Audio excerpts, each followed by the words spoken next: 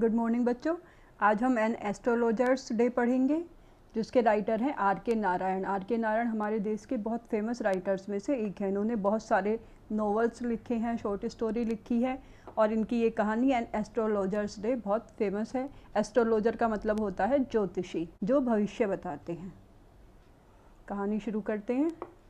Punctually at midday, he opened his bag and spread out his professional equipment, which consisted of a dozen cowrie shells, a square of cloth with obscure mystic chart on it, a notebook and a bundle of palmyra writing.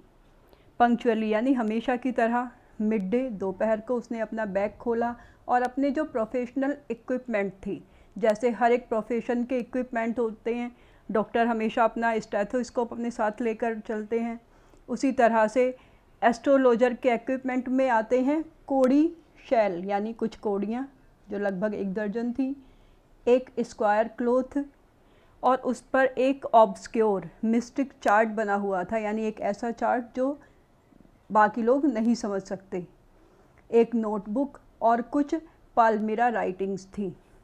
His forehead was resplendent with sacred ash and vermilion. उसने अपने माथे पर sacred ash यानी राख, जो पवित्र राख होती है, और vermilion यानी सिंदूर लगाया हुआ था। His eyes sparkled with a sharp abnormal gleam. उसकी आँखें चमक रही थी जिसमें एक अजीब सा तेज था। Which was really an outcome of a continual searching look for customers. Writer थोड़ा सा मजाक उड़ाते हैं उनका और कहते हैं कि ये वो जो लगातार अपने लिए कस्टमर ढूंढते रहते हैं, ये उनकी आंखों का जो तेज था उसी की वजह से था। But which he simple clients took to be a prophetic light, लेकिन उसके जो सीधे साधे कस्टमर थे वो उस लाइट को प्रोफेटिक समझते थे। एंड फेल कंफर्टेड, और उन्हें बहुत आराम मिलता था, उन्हें लगता था वो किसी बहुत बड़े ज्योतिषी के पास आए हैं। The power of his eyes was considerably enhanced by their position. उसकी आँखों की जो पावर थी वो उनकी पोजीशन की वजह से थी। Placed as they were between the painted forehead and dark whiskers which streamed down his cheeks. क्योंकि आँखें बीच में थी, ऊपर फोरहेड यानी माथा जो कि पेंट हुआ था राख से और सिंदूर से, और नीचे की तरफ डार्क विस्कर्स थी, उसकी जो दाढ़ी मूछ थी, विच स्ट्रीम डाउन हिज चीक्स, जो उसके गालों तक फैली हुई थी। तो उनके बीच में जो आंखों की पोजीशन थी उसकी वजह से उनकी जो पावर थी वो बढ़ गई थी। Even a half wit's eyes would sparkle in such a setting. Writer मजाक उड़ाते हुए कहता है कि अगर किसी हाफ विट यानी आधे पागल या आधे बेवकूफ़ आदमी की आंखें भी ऐसी पोजीशन में रख दी जाएं तो वो भी स्पार्कल करेंगी। To crown the effect, he wound a saffron colored turban around his head. और ज़्यादा प्रभाव को बढ़ाने के लिए उसने अपने सर पर एक सैफरन कलर की गेरुए रंग की पगड़ी बांधी हुई थी। और हिंदू धर्म में गेरुए रंग के कपड़े ज़्यादातर साधु संत पहनते हैं। This colour scheme never failed, ये कलर स्कीम कभी भी फेल नहीं होती, यानी कोई भी अगर गेरुए रंग के कपड़े पहनकर निकले तो उसे ज़्यादातर लोग साधु ही मानते हैं। People were attracted to him as bees are attracted to cosmos और डेलिया स्टॉक्स। लोग उसकी तरफ उसी तरह आकर्षित होते थे जैसे मधुमक्खी कोसमोस या डेलिया के फूल की तरफ आकर्षित होती है। He sat under the boughs of a spreading tamarind tree. वो एक tamarind यानी इमली के पेड़ के नीचे बैठता था। Which flanked a path running through the town hall park. Town hall park से रास्ता जाता था। It was a remarkable place in many ways, ये बहुत इंपॉर्टेंट जगह थी। A surging crowd was always moving up and down this narrow road, क्योंकि ये सड़क हमेशा चलती रहती थी, भीड़ का आना जाना हमेशा यहाँ पर जारी रहता था। मॉर्निंग टिल नाइट, सुबह से रात तक। A variety of trades and occupations was represented all along its way. बहुत सारे ट्रेड्स और ऑक्यूपेशन यानी अलग अलग तरह के जो सामान बेचने वाले थे वो यहाँ पर पूरे दिन रहते थे। मेडिसिन सेलर, दवाइयाँ बेचने वाले। Seller of stolen hardware and junk, चोरी का सामान बेचने वाले। मैजिशियन, जादूगर। And above all an auctioneer of cheap cloth, और सबसे ज़्यादा वहाँ पर जो शोर होता था वो होता था एक सस्ते कपड़े बेचने वाले का। Who created enough din all day to attract the whole town, जो कि पूरे दिन इतना शोर करता था कि पूरा टाउन उससे आकर्षित हो जाता था। Next to him in vociferousness came a vendor of fried groundnut, यानी मूंगफली बेचने वाला था। Who gave his ware a fancy name each day, जो अपनी मूंगफलियों को हर दिन अलग अलग फैंसी नाम देता था। कॉलिंग इट बॉम्बेज आइसक्रीम, कभी उसे बॉम्बे की आइसक्रीम कहता था, अगले दिन उसे दिल्ली के आलमंड, दिल्ली के बादाम बताता था, और तीसरे दिन उसे राजाज डेलीकेसी बोलता था। So on and so fourth, इस तरह रोज़ वो नए नाम से अपनी मूंगफलियों को बेचता था। पीपल फ्लॉक टू हिम, और लोग उसके पास भीड़ लगा कर रहते थे। A considerable portion of this crowd dallied before the astrologers too, इस क्राउड में से बहुत सारे लोग एस्ट्रोलॉजर के पास भी आते थे। The astrologer transacted his business by the light of a flare which crackled and smoked above the groundnut heap nearby. Astrologer के पास अपनी लाइट नहीं थी, उसके पास जो ग्राउंडनट बेचने वाला रहता था उसके पास जो फ्लेयर थी, जो लाइट थी, उसी लाइट में वो अपना बिजनेस करता था। Half the enchantment of the place was due to the fact that it did not have the benefit of municipal lightning, इस जगह का आधा जादू इसी बात में था कि वहाँ पर म्यूनसिपल लाइटनिंग नहीं थी, यानी बिजली की कोई व्यवस्था सरकार की तरफ से नहीं की गई थी। The place was lit up by shop lights, ये जो जगह थी ये दुकान की लाइटों से ही जगमगाती थी। 1 or 2 had hissing gas light, किसी के पास गैस लाइट थी, पेट्रोमैक्स कहते हैं जिसे। Some had naked flares stuck to poles, किसी के पास लालटेन थी। Some were lit up by old cycle lamps, और किसी ने अपनी पुरानी साइकिल के लैंप ही जला रखे थे। 1 or 2 like the astrologers managed without lights of their own, और कुछ एक दो ऐसे भी थे एस्ट्रोलॉजर की तरह जो बिना लाइट के भी काम चला लेते थे। It was a bewildering crisscross of light rays and moving shadows, शाम के बाद यहाँ पर ऐसे लगता था जैसे बिविल्डरिंग, आश्चर्यचकित करने वाले criss cross of light, light की आड़ी तिरछी लाइनें आती हैं और आदमियों की भीड़ मूविंग शेडोज़ की जैसी लगती थी। This suited the astrologer very much, ये सेटिंग एस्ट्रोलॉजर के लिए बहुत अच्छी थी। For the simple reason that he had not in the least intended to be an astrologer when he began life, क्योंकि जब उसने अपना जीवन शुरू किया वो एस्ट्रोलॉजर नहीं बनना चाहता था, यानी वो प्रोफेशनली एस्ट्रोलॉजर नहीं था, उसने एस्ट्रोलॉजी की पढ़ाई नहीं की थी। He knew no more of what was going to happen to himself next minute, उसे खुद के बारे में भी नहीं पता था कि अगले मिनट उसका क्या होने वाला है।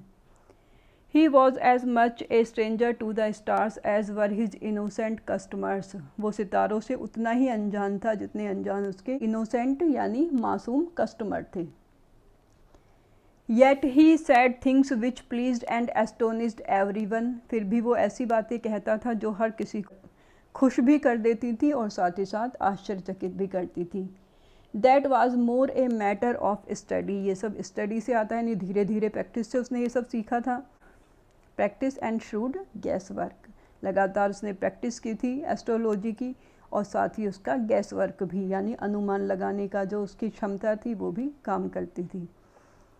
All the same it was as much an honest man's labour as any other, फिर भी ये उसका काम उतना ही ऑनेस्ट था जितना कि किसी दूसरे का काम। And he deserve the wages he carried home at the end of a day, और शाम को दिन के बाद वो अपने घर जो थोड़े से पैसे लेकर जाता था, वेजेस लेकर जाता था, वो उसके लिए पूरी तरह से डिज़र्व करता था। He had left his village without any previous thought और प्लान, उसे अपना घर छोड़ना पड़ा था, उसे अपना गांव बिना किसी थॉट के या प्लान के छोड़ना पड़ा था। If he had continued there, अगर वो अपने गांव में रह रहा होता, he would have carried on the work of his forefathers, namely tilling the land, living, marrying and ripening in his cornfield and ancestral home. अगर वो अपने गांव में होता तो इस समय वो अपने पूर्वजों का काम यानी खेती कर रहा होता, शादी हो गई होती और अपने ही पुराने अपने पुरखों के घर में रह रहा होता। But that was not to be, लेकिन ऐसा नहीं हुआ। He had to leave home without telling anyone, उसे बिना किसी को बताए घर छोड़ना पड़ा। And he could not rest till he left it behind a couple of 100 miles. और जब तक वो 200 मील दूर नहीं आ गया वो रुका नहीं, यानी उसने कुछ ऐसा किया था जिसकी वजह से उसे गांव छोड़कर भागना पड़ा। To a villager it is a great deal. एक गांव वाले के लिए 200 मील बहुत बड़ी दूरी होती है। As if an ocean float between, जैसे बीच में एक समुद्र बह रहा हो।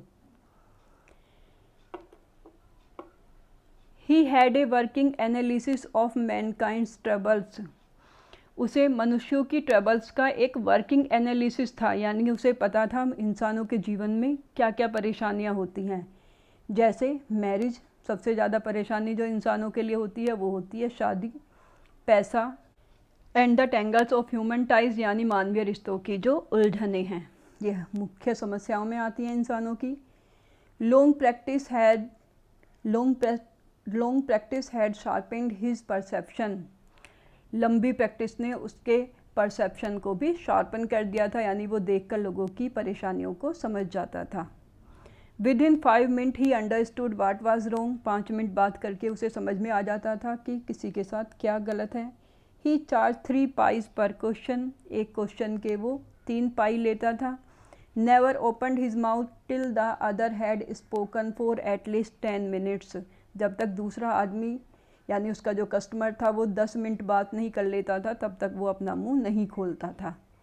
विच provided him with enough stuff for a dozen answers and advices.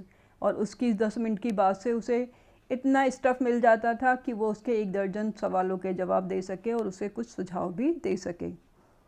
When he told the person before him gazing at his palm, in many ways you are not getting the fullest result for your effort। जब वो किसी आदमी का हाथ देखते हुए उसका भविष्य बताता था और कहता था कि तुम जितने मेहनत करते हो तुम्हें उतना फल नहीं मिल रहा। 9 out of 10 were dispose to agree with him. तो 10 में से 9 व्यक्ति उसके साथ सहमत होते, क्योंकि हर आदमी को ये लगता है कि वो जितनी मेहनत करता है उसका फल उतना उसको नहीं मिल रहा। और ही क्वेश्चन, या वो फिर सवाल पूछता था, is there any woman in your family, maybe even a distant relative, who is not well dispose toward you. क्या तुम्हारे परिवार में कोई एक औरत है, हो सकता है दूर की कोई रिश्तेदार हो, जो तुमसे खुश नहीं हो, यानी जिसे तुम्हारे से ईर्ष्या हो। और he gave an analysis of character, या फिर वो कैरेक्टर का एनालिसिस करता। Most of your troubles are due to your nature. तुम्हारी समस्याएं तुम्हारे स्वभाव के कारण हैं। How can you be otherwise with Saturn where he is. और तुम इसलिए ऐसे हो क्योंकि तुम्हारे कुंडली में सैटर्न यानी शनि बैठे हैं। You have an impetuous nature and a rough exterior. तुम्हारा नेचर बहुत ज़्यादा इम्पैचुअस, यानी तुम सोच समझ कर काम नहीं करते, बस एकदम कर देते हो।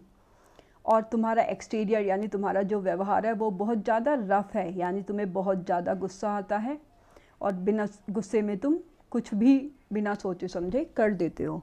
This endeared him to their hearts immediately. ये बात सुनकर लोग उसे बहुत ज़्यादा पसंद करने लगते थे। For even the mildest of us love to think that he has forbidding exterior. क्योंकि हम में से जो सबसे ज़्यादा माइल्ड होता है, जो सबसे ज़्यादा सॉफ्ट होता है, उसे भी ये सुनना बहुत पसंद आता है कि उसका नेचर बहुत ज़्यादा गुस्से वाला है, उसे बहुत ज़्यादा गुस्सा आता है।